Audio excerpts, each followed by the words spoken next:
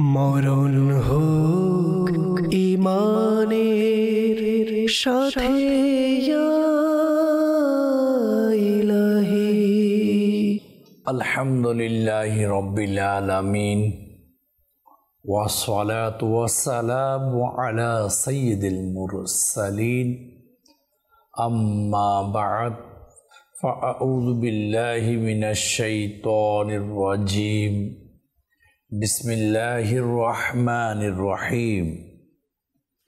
আসসালাতু ওয়াসসালামু আলাইকা ইয়া রাসূলুল্লাহ ওয়া আলা আলিকা ওয়া আসহাবিকা ইয়া হাবিবাল্লাহ। আসসালাতু ওয়াসসালামু আলাইকা ইয়া নবিয়াল্লাহ ওয়া আলা আলিকা ওয়া আসহাবিকা ইয়া নূরাল্লাহ। প্রিয় ইসলামী ভাইরা, মাদানী চ্যানেলের দর্শকবৃন্দ, ঈমানের সুরক্ষা অনুষ্ঠান দেখার আমন্ত্রণ জানাচ্ছি। আল্লাহর প্রিয় হাবিব, আখেরি নবী, নূরানি নবী, নবী মুহাম্মদ রাসূলুল্লাহ সাল্লাল্লাহু তাআলা আলাইহি ওয়াসাল্লামের উপর দরুদ ও সালাম প্রেরণ করার অগণিত ফজিলত বারাকাত রয়েছে।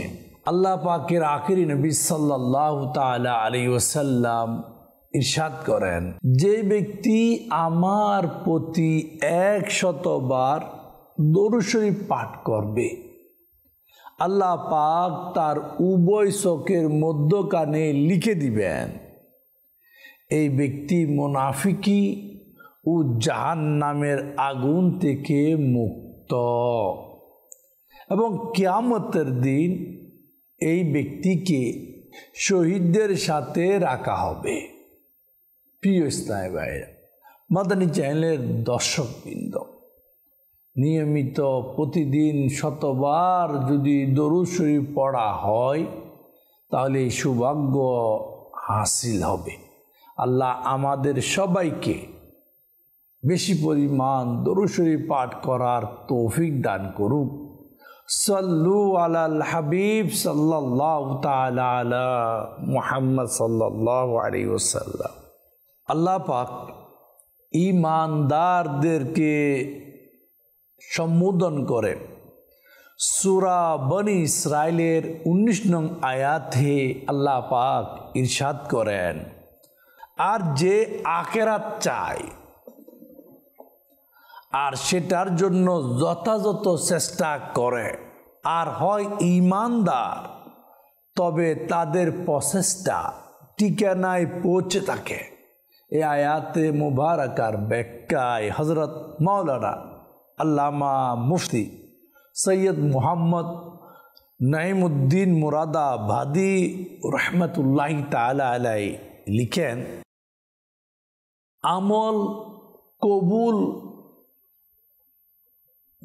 করানোর জন্য 3টি বিষয় প্রয়োজন। আখিরাতের অন্বেষণ করা, আখিরাত মুখী হওয়া, ভালো নিয়ত হওয়া, এটা 1 নম্বর। নাম্বার 2, ভালোভাবে চেষ্টা করা আর এর হক যথাযথভাবে আদায় করা। নাম্বার 3, ঈমান যা সবচেয়ে বেশি প্রয়োজন। আল্লাহ পাক বুঝার তৌফিক দান করুক। আখেরি নবী, জিন্দা নবী, নূরানি নবী, নবী মুহাম্মদ রাসূলুল্লাহ সাল্লাল্লাহু তাআলা আলাইহি ওয়াসাল্লাম এর আলিশান ফরমান তারিখে বাগদাদ কিতাবের মধ্যে রয়েছে। আমার নবীর ফরমান এইভাবে, সত্য নিয়ত আরশের সাথে লেগে যায়। বাস যখন কোনো বান্দা নিজের নিয়তকে সত্য করে দেয়, পাকা পুক্ত মজবুত সত্য নিয়ত করে, নিজের আমল অনুযায়ী এভাবে সে করে নেয় যখন, তখন আরশ দুলতে থাকে। নিয়ত সত্য হওয়ার কারণে আরশ দুলতে থাকে। অতঃপর যে বান্দা নিয়তকে দুরুস্ত সত্য করেছে এর কারণে আল্লাহ পাক ওই বান্দা গুনাহকে ক্ষমা করে দেন। দিল সাফ মঞ্জিল আশা। এখন এই দিল সাফ, না ময়লা, পরিষ্কার না আবর্জনা, একে একে আমরা নিজেকে একবার ট্রাই করি, আমি কেমন, আমি কি লোকের সাথে সহজভাবে মেলামেশা করি, কথাবার্তা বলি, সহজভাবে তাদের সাথে আদান প্রদান হয়, না আমার দিল একটু ওইদিক সেদিক। দেখেন লোকে হয়তো সামনে সামনে বলে না, কিন্তু পিছনে বলে লোকটা একটু ফেসি, লোকটা একটু খারাপ প্রকৃতির, লোকটা সব কথার মধ্যে ফ্যাঁস বাজিয়ে রাখে, লোকটা প্রতিটি সহজ কাজকে কঠিন করে দেয়। যে কোনো কাজ, যে কোনো কিছু সত্য নিয়ত করি, আসানির সাথে করি, কারণ ঈমানদার সহজ সরল হয়ে থাকে, মুমিন সহজ সরল হয়ে থাকে, ফ্যাঁসের মধ্যে ট্যাবের মধ্যে মানুষকে ফেলে না, কঠিন করে না। এই জন্য নিয়ত ক্লিয়ার হওয়া দরকার। এক তো নিয়ত ক্লিয়ার না থাকলে মানুষ কষ্ট পায়, অপরদিকে নিয়ত ক্লিয়ার না থাকলে বান্দার দরবারে আমল কবুলিয়ত পায় না। দুইটা জিনিস দরকার, মানুষের সাথেও ক্লিয়ার, বান্দা মাওলার দরবারে কবুলিয়তের জন্য দিল ক্লিয়ার সাফ রাখা দরকার, নিয়ত ফাক্কা হওয়া দরকার। বুখারী শরীফের মধ্যে ফরমানে মুস্তাফা সাল্লাল্লাহু তাআলা আলাইহি ওয়াসাল্লাম এভাবে, আমল তার নিয়তের উপর নির্ভরশীল এবং প্রত্যেক ব্যক্তির জন্য তাই রয়েছে যা সে নিয়ত করে। এখন আমি আপনি কি কি মনে মনে নিয়ত করে দুনিয়া তো কেউ জানে না, আল্লাহ তো জানে। নিয়ত ঠিক তো সব ঠিক, নিয়তে সার নিয়তে ফার। এই জন্য দিলের এরাদাকে নিয়ত বলে, আর এই নিয়তটাকে এরাদাকে উদ্দেশ্যকে দিলের জল্পনা কল্পনাকে ফ্রেশ সত্য রাখা দরকার আল্লাহর দরবারে কবুল হওয়ার কবুলিয়তের মোহর লাগানোর জন্য। আল্লাহ পাক বুঝার তৌফিক দান করুক। আমল নিয়তের উপর নির্ভর করে এই হাদিসের ব্যাখ্যায় মুফতি মুহাম্মদ শরীফুল হক আমজাদি রহমতুল্লাহি তাআলা আলাইহি বলেন, আমলের সওয়াব নিয়তের উপর নির্ভর করে। নিয়ত ব্যতীত সওয়াব দাবি করা যায় না। নিয়ত না করলে সওয়াব পাওয়া যাবে না। এজন্য যে কোনো আমলের আগে নিয়ত করা খুবই দরকার, যেন সওয়াবটা পেয়ে যায়। সূরা হাশরের 18 নং আয়াত আল্লাহ পাক ইরশাদ করেন, হে ঈমানদারগণ, আল্লাহকে ভয় করো, আর প্রত্যেকের দেখা উচিত যে আগামী কালের জন্য সে কি আগে প্রেরণ করেছে। তাফসিরে ইবনে কাসিরের এই আয়াতের ব্যাখ্যায় এমন রয়েছে, নিজের আমলের হিসাব করে নাও, এর পূর্বে তোমাদের হিসাব নেওয়া হবে, এবং চিন্তা করো যে তোমরা কিয়ামতের দিন আল্লাহ পাকের দরবারে যখন দণ্ডায়মান হবে, নেক আমলের ভান্ডার কতটুকু জমা করেছ, এটা বাস্তব আমাকে আপনাকে সবাইকে কাল কিয়ামতে আল্লাহ দরবারে দণ্ডায়মান হতে হবে, দাঁড়াতে হবে আমল নামা নিয়ে। এখন আমল কতটুকু আছে, আগামী কালের জন্য কতটুকু নেক আমল প্রেরণ করলাম, সঞ্চয় করলাম, জমা রাখলাম। মুফতি সাহেব তাফসীরের মধ্যে লিখতেছে, এটা হিসাব করে নাও কি আছে, কারণ হিসাব তো আমার আপনার টুদি টুমরু হবে হবে হবে। আল্লাহ আমাদেরকে বেহিসাব মাফ করে দাও। তোমার দয়ায় পেয়েছি ঈমান, তোমার দয়ায় পেয়েছি ঈমান, আর একটু দয়া করে দাও, আর একটু দয়া করে দাও, বেহিসাব মাগফিরাত দিয়ে দাও। আমিন বিজয় নবীল আমিন সাল্লাল্লাহু তাআলা আলাইহি ওয়াসাল্লাম। কানজুল ঈমানের মধ্যে রয়েছে আখেরি নবী, জিন্দা নবী সাল্লাল্লাহু তাআলা আলাইহি ওয়াসাল্লাম ইরশাদ করেন এইভাবে, যখন তোমরা কোনো কাজ করার জন্য চাইবে তবে এর পরিণতি সম্পর্কে চিন্তা করে নাও।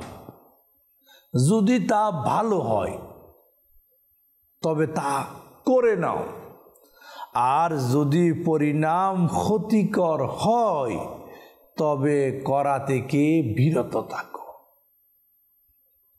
দেখেন প্রিয় ইসলাম ভাইরা, মাদানী চ্যানেলের দর্শকবৃন্দ, আমি আপনি যা কিছু করি একবারও কি এর পরিণাম কবরে কেমন হবে, কাল কিয়ামতে কেমন হবে, কখনো কি চিন্তা করেছি? চিন্তা যদি না করি, করা দরকার। কারণ যে কাজ করলে আখিরাতের মধ্যে আমি আপনি শাস্তির মধ্যে গ্রেফতার হতে পারি, এই সব ধরনের কাজ কর্ম থেকে বেঁচে থাকা আবশ্যক সবাইকে, ছেলে মেয়ে পুরুষ মহিলা সবাইকে। কারণ আমার আপনার জবাবদিহিতা রয়েছে। শুআবুল ঈমান কিতাবের মধ্যে আছে, ফরমানে মুস্তাফা হাদিস শরীফ এইভাবে, বুদ্ধিমানের জন্য একটি মুহূর্ত এমন হওয়া উচিত যাতে সে নিজের নফসের হিসাব করবে। এখন এই নফস হিসাব নেওয়ার আমাদের সুযোগ কোথায়? আমরা কি নফসের হিসাব নিই? নেওয়ার আগ্রহ কি আছে? আর যারা নেয়, একটি মুহূর্তের জন্য হওয়া উচিত, বলা হচ্ছে তারা বুদ্ধিমান, বিবেকবান, আকলওয়ালা। আয় আল্লাহ আমাদের কি হবে? তোমার দয়ায় তো ঈমান পেয়েছি, আবার তোমার দয়ায় ঈমানের সাথে কমার সাথে মরতে চাই। আল্লাহ আমাদের আমলি জিন্দেগিকে সুন্দর করে দাও, আমাদের নিয়তকেও সুন্দর করে দাও, আমাদের এরাদাকেও সুন্দর করে দাও, দিলের যত খারাপই আছে দূর করে দাও।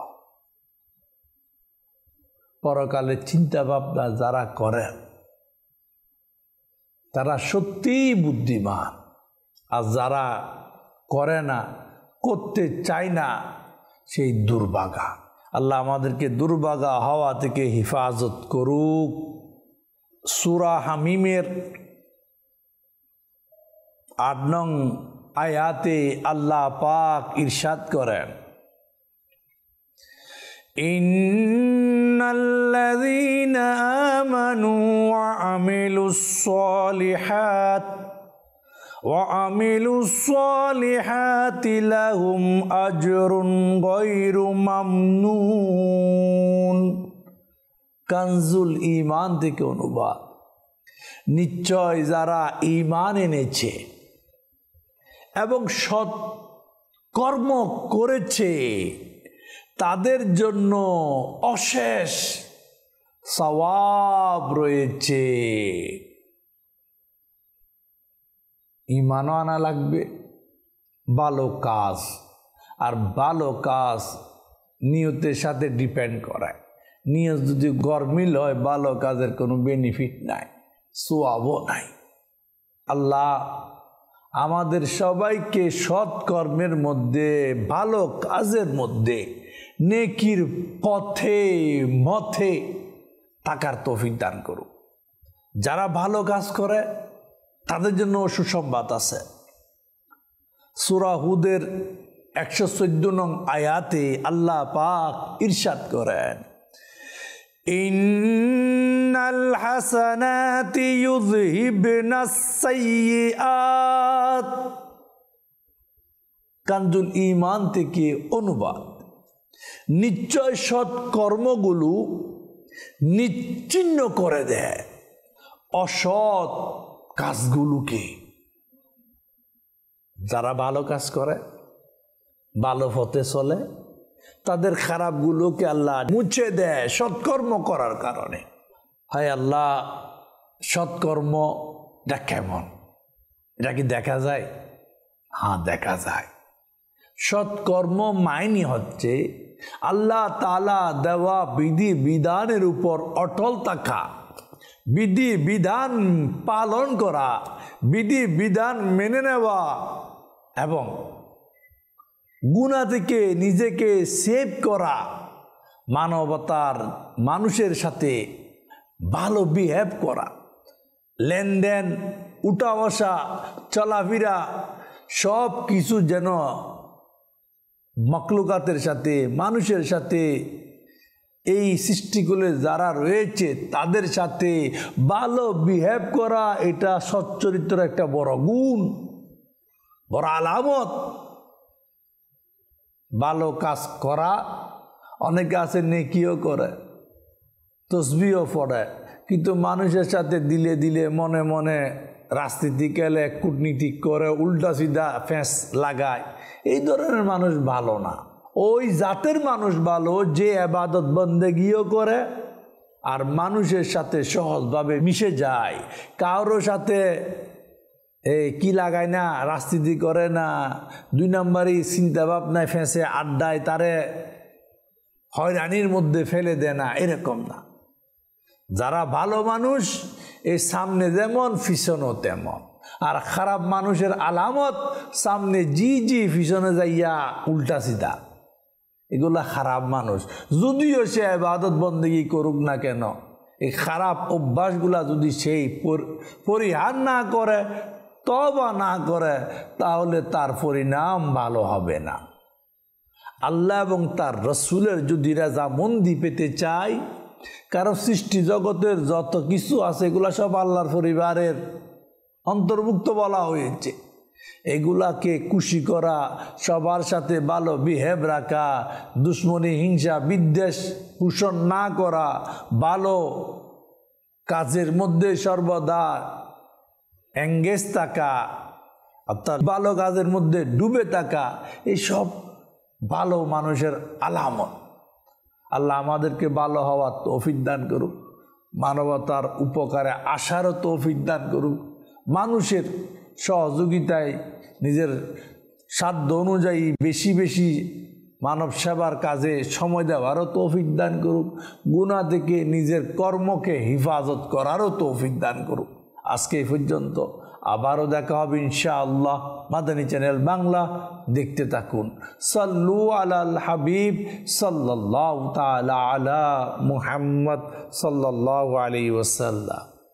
মরণ হোক ইমানের সাথে